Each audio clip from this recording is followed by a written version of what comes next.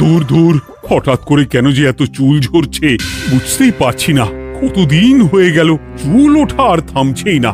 না, এমন হতে থাকলে তো মাথায় টাক পড়ে যাবে। না না না, আজ রাজবৈদ্যের কাছে পরামর্শ নিতে হবে।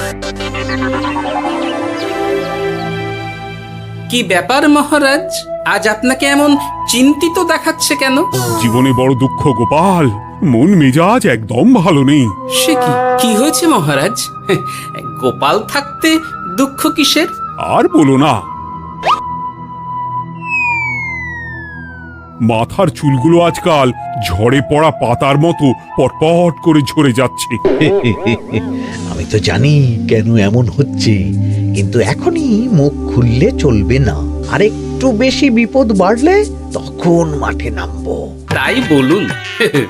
এ তো খুব ছোট ব্যাপার। চুল ঝরলে টাক পড়বে, আর সেটা পড়া কত ভালো জানেন? কথায় আছে, যত বড় টাক তত বেশি টাকা। তুমি চুপ করো তো বাপু। যদি টাক থাকলেই টাকা হতো, তাহলে তোমার টাকা কোথায়? যেটা বোঝো না সেটা নিয়ে কথা বলো না। তাই না তাই, মহারাজের ঝরছে চুল, চিন্তার ভাঁজ মাথায়। গোপাল যতই চেষ্টা করুক, চিড়ে ভিজবে না কথায়। তোমরা সকলে থামো তো দেখি। ও রাজবৈদ্য, তুমি এর কিছু উপায় বলো।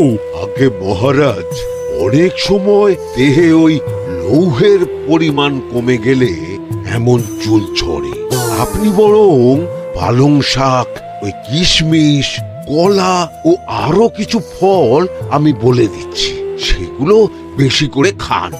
আচ্ছা আচ্ছা আচ্ছা, তবে তাই করে দেখি।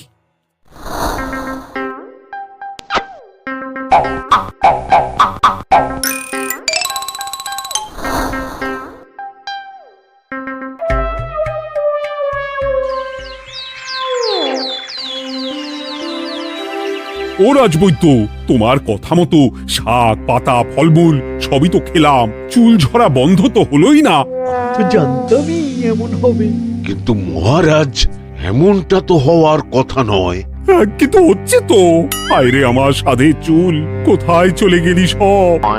এর জন্য তুমি দায়ী। তুমি এর জন্য শাস্তি পাবে বৈদ্য। আমাকে আমাকে ক্ষমা করে দিন মহারাজ। এমনটা হবে এ তো আমি ভাবতেই পারিনি। কিছু মনে করবেন না মহারাজ, ছোট মুখে বড় কথা বলছি। কিন্তু সত্যি এখানে রাজবৈদ্যর কোনো দোষ নেই। ওকে শাস্তি দেওয়াটা ঠিক হবে না মহারাজ। দেখেছেন মহারাজ, গোপালের সাহসটা দেখেছেন? আপনার মুখের উপর কথা বলছে। তা বলি, তুমি যখন এতই বোঝো, তাহলে নিজেই একটা আস্ত লোহা খেয়ে দেখো না, তোমার মাথায় চুল গজাচ্ছে কিনা।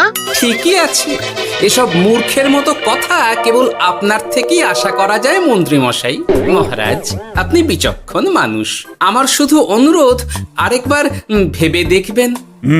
ঠিক আছে, রাজবৈদ্যকে আমি শাস্তি দেব না, কিন্তু সকলের জন্য আমার একটা ঘোষণা আছে। কি ঘোষণা? আমার এই কঠিন সমস্যা যে দূর করে দিতে পারবে, তাকে আমি বিশেষ পুরস্কারে ভূষিত করব। এই তো পেয়েছি। এই সুযোগ কোনোভাবেই হাতছাড়া করা চলবে না। এবারের সমস্যাটা সত্যি বেশ কঠিন। কি করলে যে মহারাজের চুল পড়া বন্ধ হবে, সেই উপায় মাথাতেই আসছে না। হঠাৎ করে কেন যে এমন হলো কে জানে।